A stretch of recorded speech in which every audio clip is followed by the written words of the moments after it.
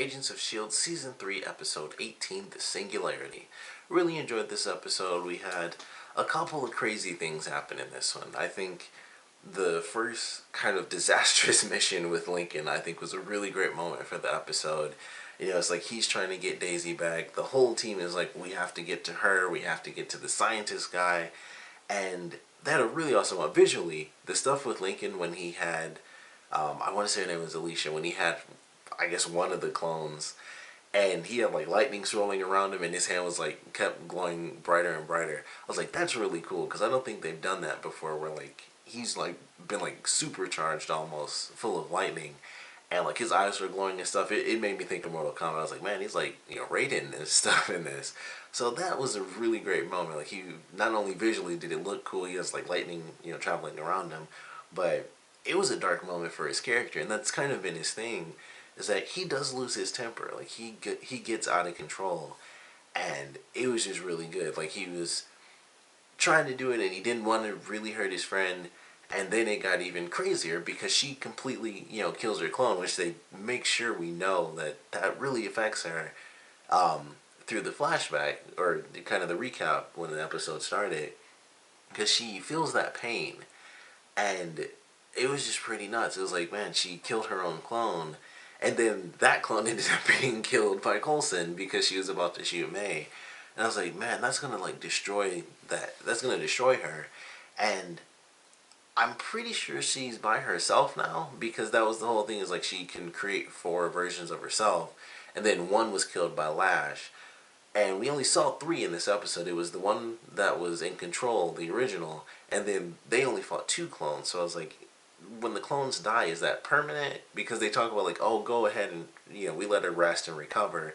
And then when she loses the 2 clones, Ward is like, oh, go ahead and rest up and stuff. So I was trying to figure that out, because they make it seem like she can just rest for a long time, and then she can make the clones again. But I don't know, because we didn't see 3 clones. We only saw the 2 in this episode. Maybe she still isn't strong enough, and it takes a very long time. But I don't know if they utilize her as a fighter in the next couple episodes. Then we'll probably find out, because either it's going to be her or they're going to be clones. And so that'll kind of let us know, because only 2 showed up. So I'm like, I don't think they actually come back despite the recovery. I think that's more of a mental recovery and stuff, and just her really using her powers. But she's either down to just her, which basically means she's kind of human at this point, because she can't separate anymore, or, you know, she really does just need time to heal, and we'll see how that takes place over the next couple episodes, which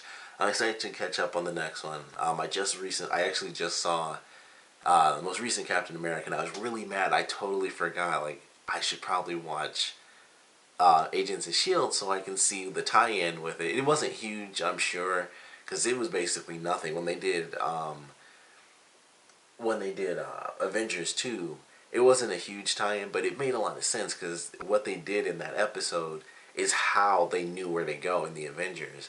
And I was like, crap, I was so mad about that. So I'll have to see the next episode pretty soon, and, you know, see what tie-ins they made for the movie. The movie was really cool though, so if you haven't seen it yet, definitely check it out. Very awesome.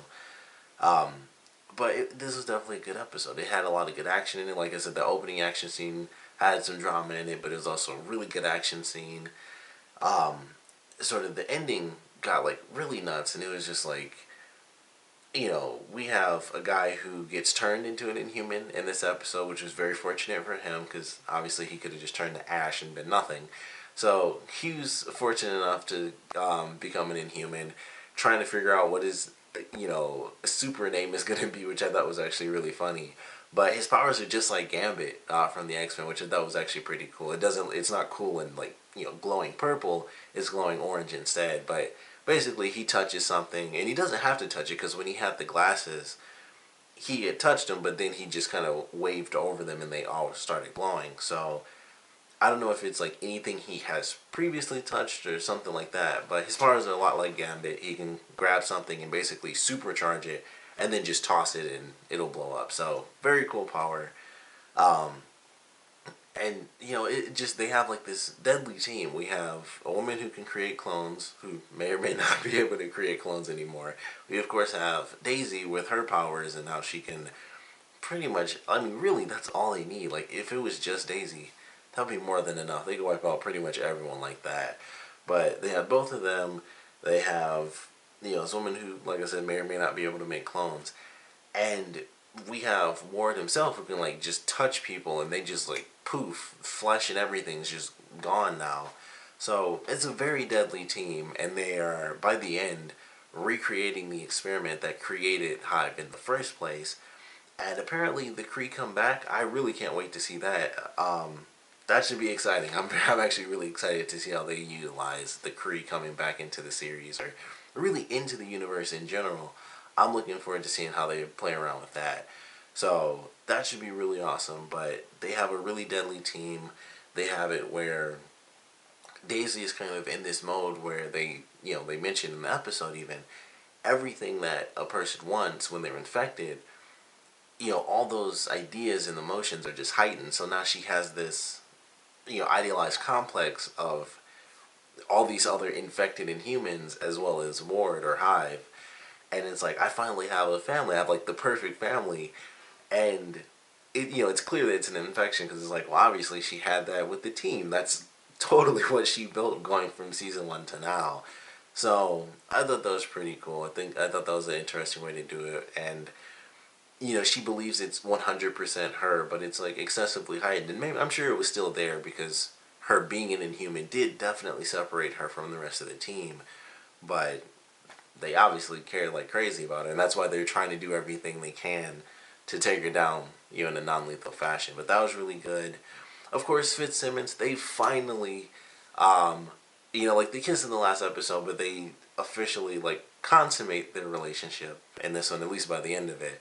So I was kind of surprised that that happened by the end of the episode, because I know they brought it up, but I was like, well, they aren't.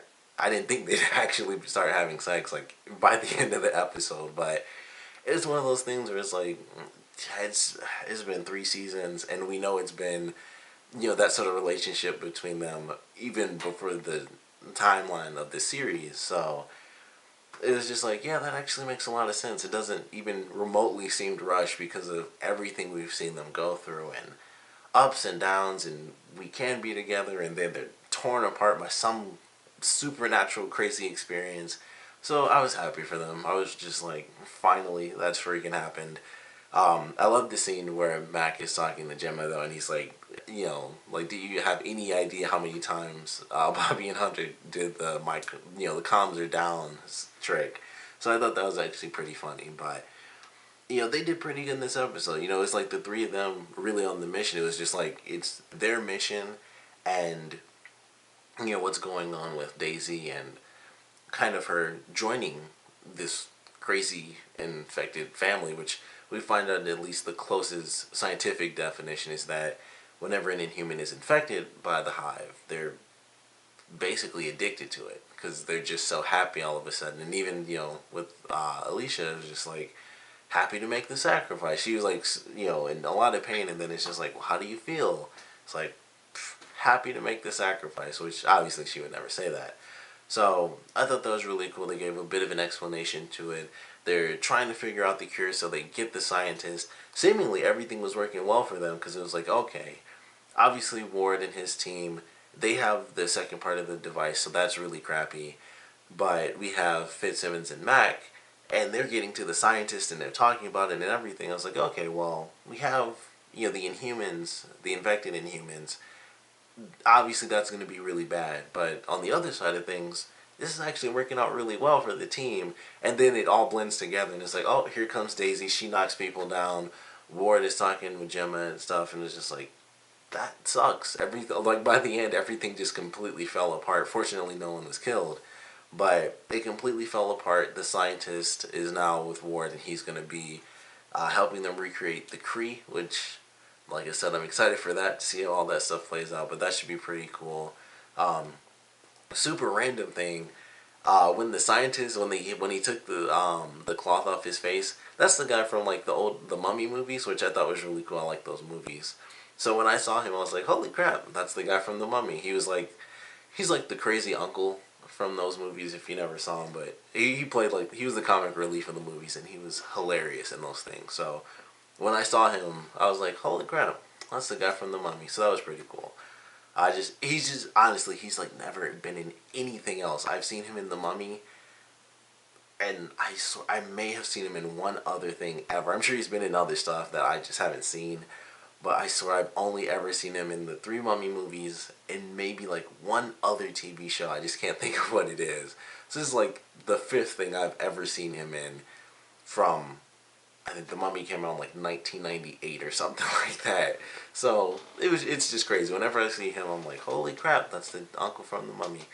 I just wanted to throw that out there because that definitely caught my attention. He's one of those people I always recognize.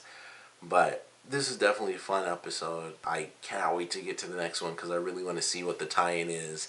Even though I'm doing it backwards because I'm seeing the tie-in for the episode or for the movie after I've seen the movie. But oh, well, maybe it'll be like The Last Captain America, because that one they kind of did and it was a little tricky. So you could see it either way, and it would kind of play around with you and be like, oh, that's kind of tricky. So that was actually very cool, the way they did that. But with the last one, it was kind of like this happened, and that directly led to literally the first part of Avengers 2 for the last tie-in episode. So I hope that didn't happen, and I don't think it did, but I don't know. We'll have to see. Oddly enough, they're actually, the location they were in is one of the locations that was in the movie. And I won't say which one, just in case. Even that's not even a spoiler. It's literally a location, so it doesn't matter. But I thought that was interesting. I was like, well, how about that? But I enjoyed this episode for sure. Can't wait to see the Kree come in, because it's the Kree. That's just a whole big thing. So I'm excited for that. Of course, I want to know what you guys thought about this episode. So please comment below. Let me know your favorite parts, your least favorite parts. And of course, we have Ward trying to literally recreate all of mankind by basically making just all Inhumans, if possible, and kind of wiping out whoever doesn't make it. So I definitely want to know where you guys think that's gonna go, because I would assume he's not gonna actually end up making even a small army. To be totally honest, I don't think he'll get to that point.